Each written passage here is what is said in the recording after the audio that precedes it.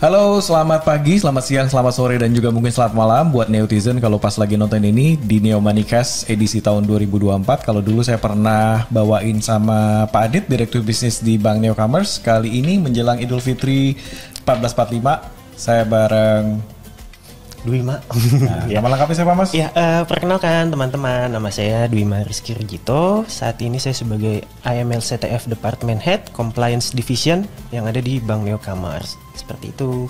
Jadi dia Dwima Rizky, saya Ben Rizky. Sama-sama Rizky kita, Mas. Ya. Nah, bicara soal Rizky ini, menjelang Lebaran biasanya orang alhamdulillah suka banyak dapat rezeki. Yang karyawan dapat THR, kemudian yang pengusaha juga ngeluarin THR. Nah iya, kita senang dapat THR ya. Nah, ada fenomena nih dan kita jadiin tema itu tentang gimana caranya supaya habis Lebaran duit nggak jadi habis.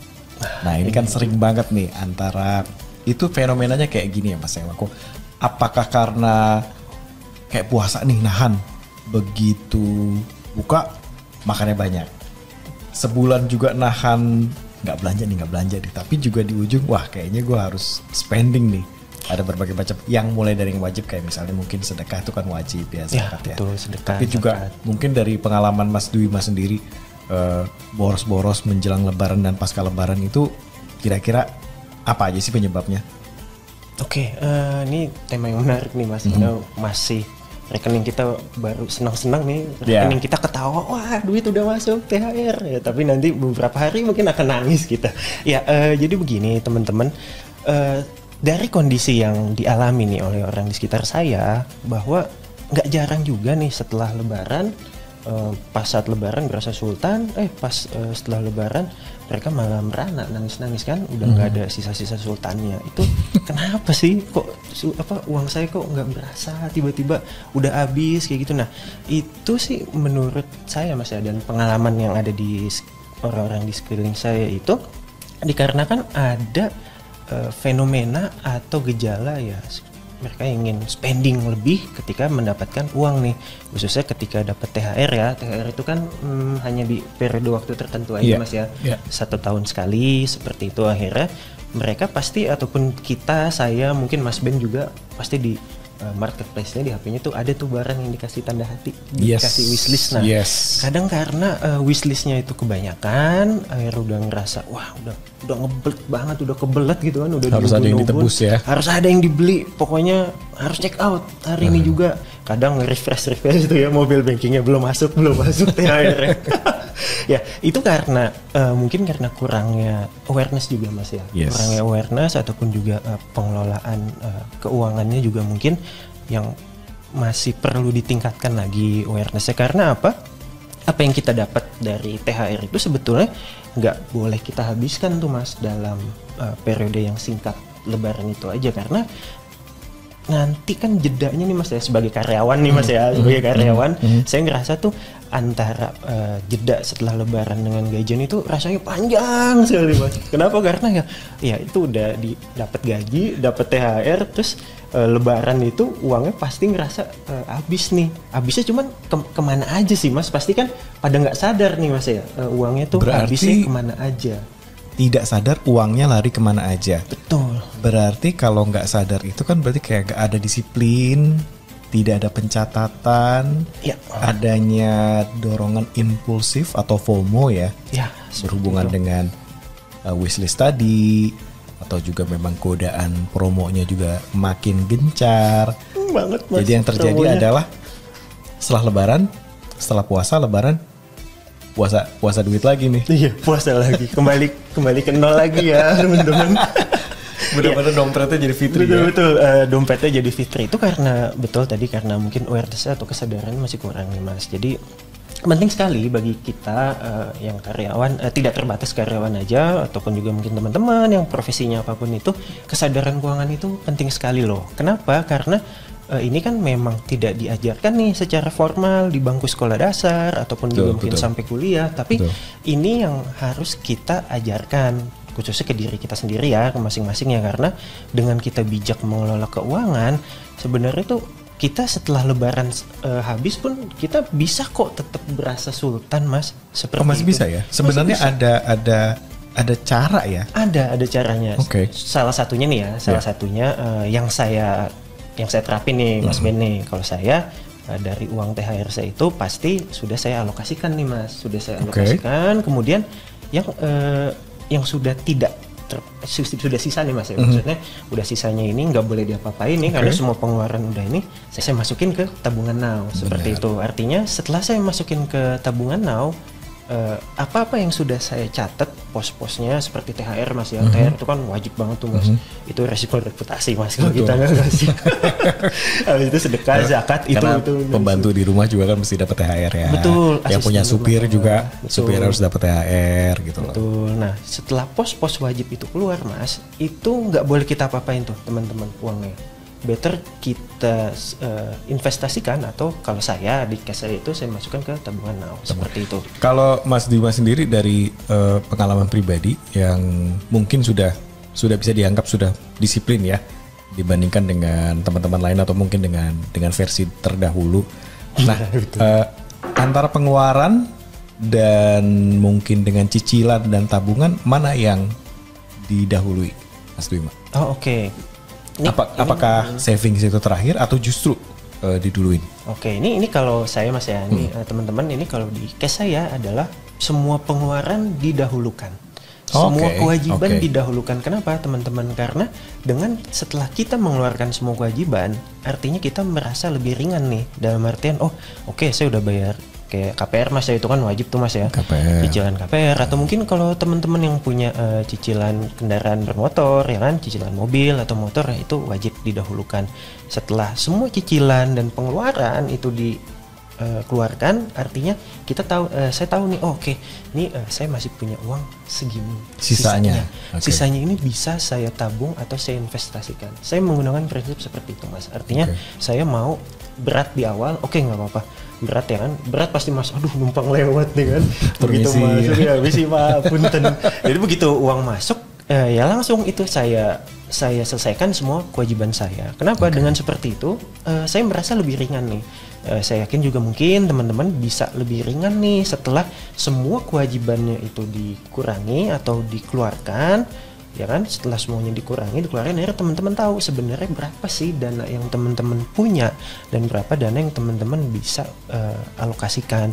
Tapi bukan berarti setelah itu teman-teman menghemat banget ya atau pelit untuk diri sendiri, enggak. Semuanya tetap ada posnya teman-teman. Seperti contoh pada kasus saya punya pos entertainment. Jadi dalam sebulan saya udah tahu nih biaya entertainment saya berapa dan nggak boleh lebih dari budget itu. Terus juga biaya transportasi itu juga udah saya anggarkan.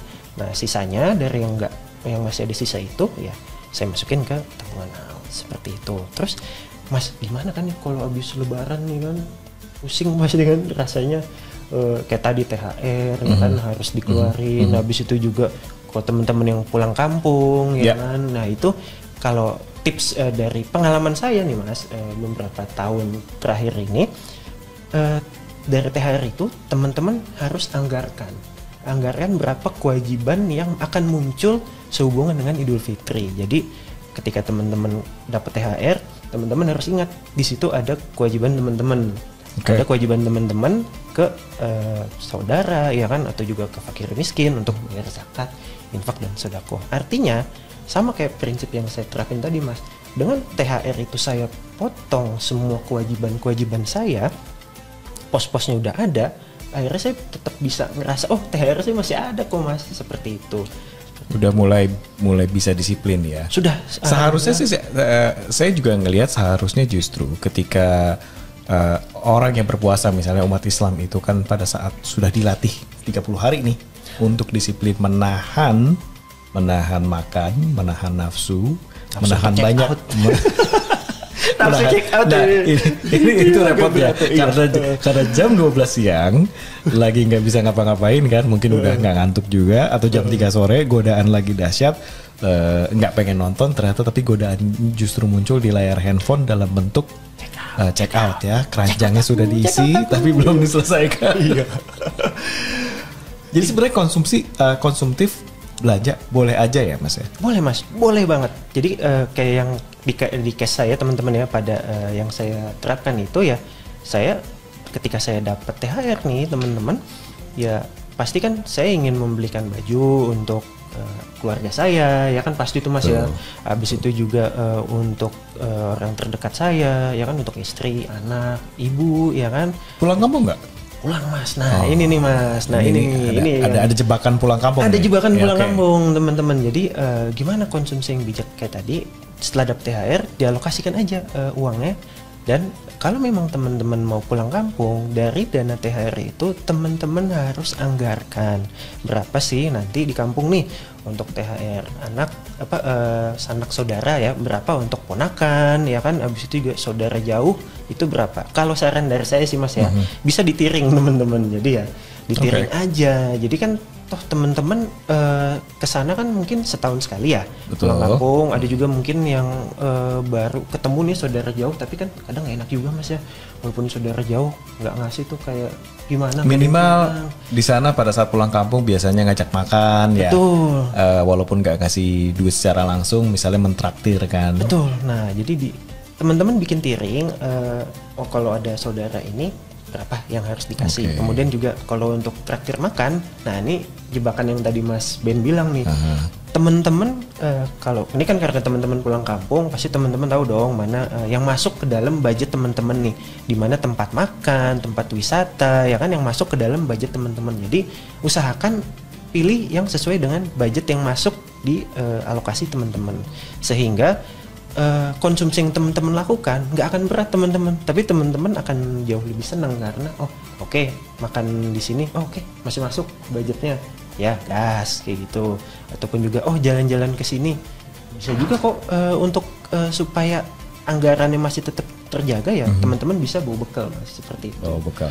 Nah, yang namanya manusia itu kan tempatnya salah dan tempatnya lupa. Itu udah agak susah tuh, karena sudah didesain sedemikian rupa, tempatnya salah, tempatnya lupa. Walaupun kita di sini misalnya udah banyak juga dari netizen dan teman-teman juga udah banyak masukan tentang bagaimana tips mengatur keuangan, dan kita juga udah coba untuk share di sini. Tapi nanti jika masih terjadi lagi, ya kan, dan muncul rasa bersalah, itu kira-kira gimana tuh Pas untuk ngobati rasa bersalah ketika saya melakukan dosa ini lagi. Saya udah terlanjur check out. Atau mungkin ada promo ya kan, game online itu di Steam atau apapun itu, pasti gimana sih nih?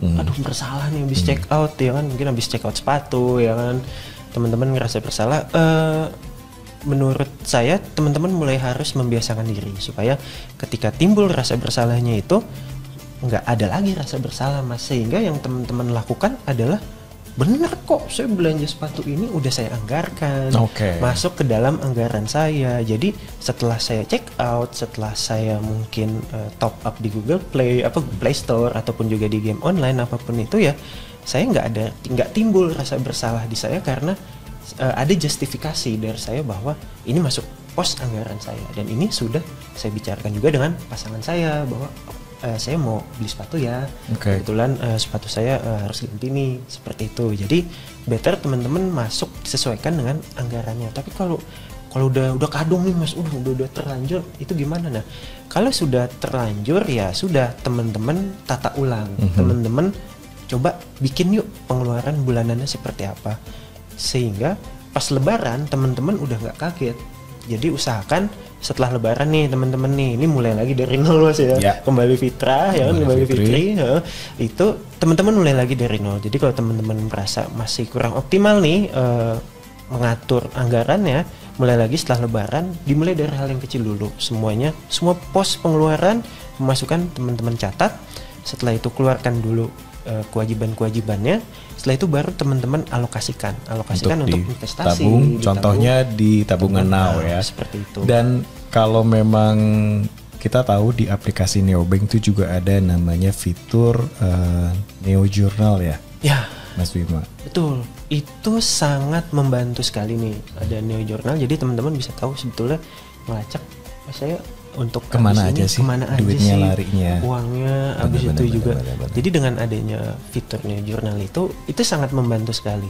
Jadi teman-teman bisa tahu, spend saya terbesarnya di sini loh. Belanja saya kemarin pas momen lebaran di sini loh paling besar. Nah jadi bisa teman-teman jadikan bahan renungan untuk Lebaran tahun depan. Semoga kita ketemu bulan Ramadan lagi ya. Tentu kita mau ketemu bulan Ramadan lagi. Insya Allah. Jadi sebagai bahan renungan itu teman-teman bisa tahu di Ramadan bulan tahun depannya itu teman-teman sudah lebih bijak dalam mengatur keuangannya, sehingga Mas Ben udah nggak ada lagi nih rasa bersalah ketika mau check out sepatu, ya kan, ketika mau check out baju, ketika mau check out jaket, ataupun juga mau check out konsol game ya. Pasti kan wishlist kan udah tidak terbendung lagi itu, seperti itu. Jadi ya manfaatkan salah satu fitur pencatatan jurnal dan juga mulailah berdisiplin, teman-teman. Nabung di tabungan now. Ya. Nah, ya thank you banget buat Mas Dwima. Tadi tips-tipsnya dan sharingnya juga tentang di acara Neo Moneycast 2024 ini. Gimana caranya supaya setelah habis lebaran, duit kita nggak habis. Nanti kita akan ketemu, tetap jadi sultan. Mudah-mudahan di tahun depan keuangan kita semakin baik, keuangan ekonomi Indonesia secara umum juga dan teman-teman netizen juga semakin baik juga. Sampai ketemu lagi nanti di Neo Moneycast di edisi berikutnya. Sampai jumpa.